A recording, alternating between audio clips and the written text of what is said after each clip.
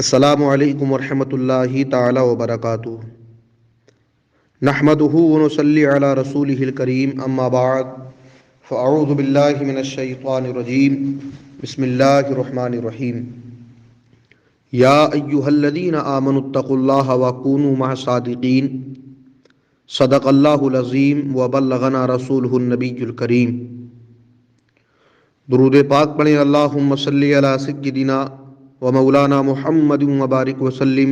صلاۃ و سلام علیک یا رسول اللہ صلی اللہ تعالی علیہ وسلم۔ ڈاکٹر اقبال نے کہا تھا، تو شاہی ہے پرواز ہے کام تیرا، تو شاہی ہے پرواز ہے کام تیرا، تیرے سامنے آسماں اور بھی ہیں۔ اور لکھا تھا کہ نہیں تیرا نشیمن قصر سلطانی کے گنبد پر، نہیں تیرا نشیمن قصر سلطانی کے گنبد پر، تو شاہی ہے بسیرا کر پہاڑوں کی چٹانوں پر، تو شاہی ہے بسیرا کر پہاڑوں کی چٹانوں پر۔ برادران ملت اسلامیہ، اس وقت ہندوستان اور ملک نیپال میں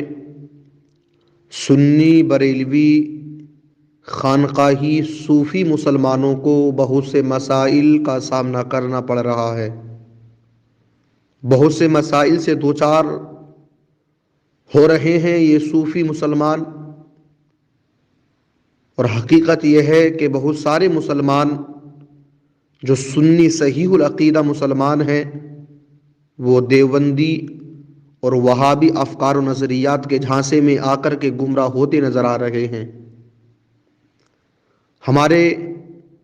مسلم نوجوانوں کو وہابی، سلفی اور تبلیغی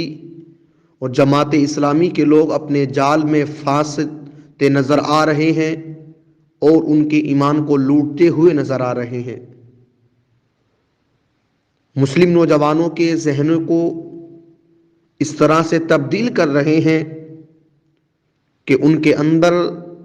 ایمان کی رمق باقی نہیں رہتی،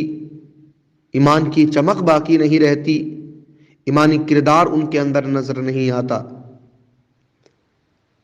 جبکہ ہندوستان اور نیپال میں مسلک اعلی حضرت کا پرچار کرنے کے لیے ہمارے بزرگوں نے بہت کاوشیں کی ہیں، بہت محنتیں کی ہیں۔ آپ دیکھیے گا ذرا، نیپال کے اندر مسلم سماج کو ہندوستان کے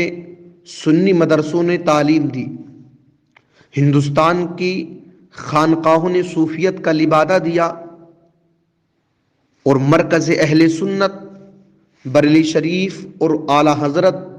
امام اہل سنت رضی اللہ تعالیٰ عنہ کی تعلیمات نے ان کو سنیت سے آراستہ کیا،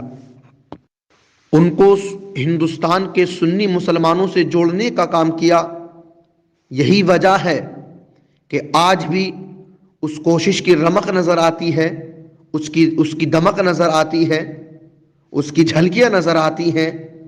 اور وہ جھلکیاں اس صورت میں نظر آتی ہیں کہ آج بھی نیپال کے جلسے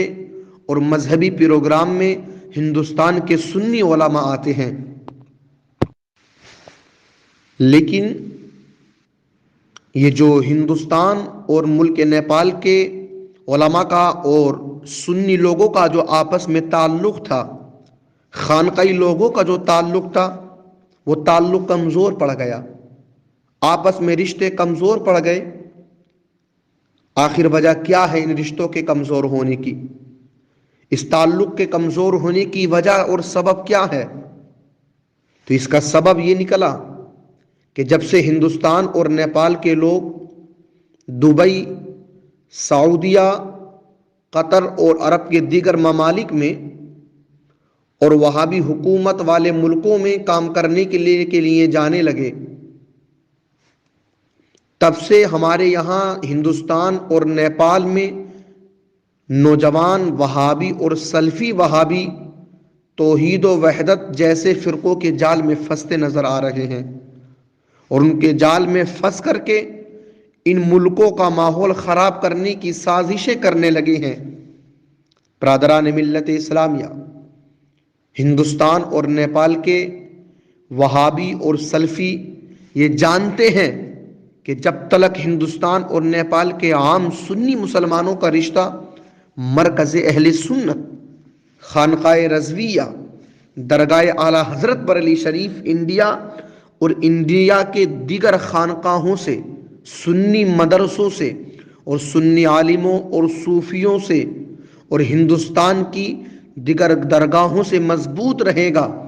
تب تک یہ وہابی ان کو اپنے جال میں نہیں پھنسا پائیں گے، ان کا بال بھی بیکا نہیں کر پائیں گے۔ میرے بھائیوں، میرے دوستوں، میرے عزیزوں، ان کی یہ کوششیں جاری و ساری ہیں کہ کسی طرح سے ہندوستان اور نیپال کے نوجوان نسل کو مرکز اہل سنت بریلی شریف سے دور کر دیا جائے،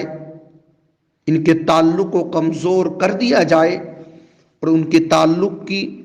جو ڈور اور جو مضبوط رسی ہے اس کو کاٹ کر کے دو حصوں میں تقسیم کر دیا جائے۔ اور ان کی کوششیں جاری و ساری ہیں، وہ چاہتے ہیں کہ کسی طرح سے ہندوستان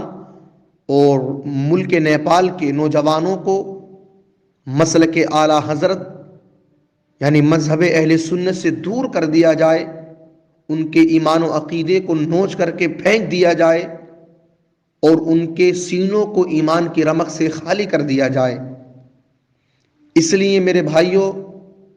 ہمیں یہ کوشش کرنی ہوگی کہ ہندوستان اور نیپال کے مسلم نوجوان مرکز اہل سنت خانقاہ رضویہ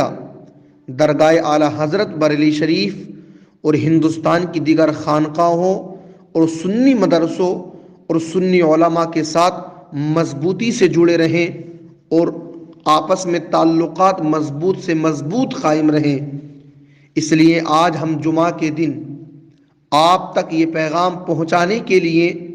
آپ کی بارگاہ میں یہ باتیں آپ کے سامنے رکھ رہے ہیں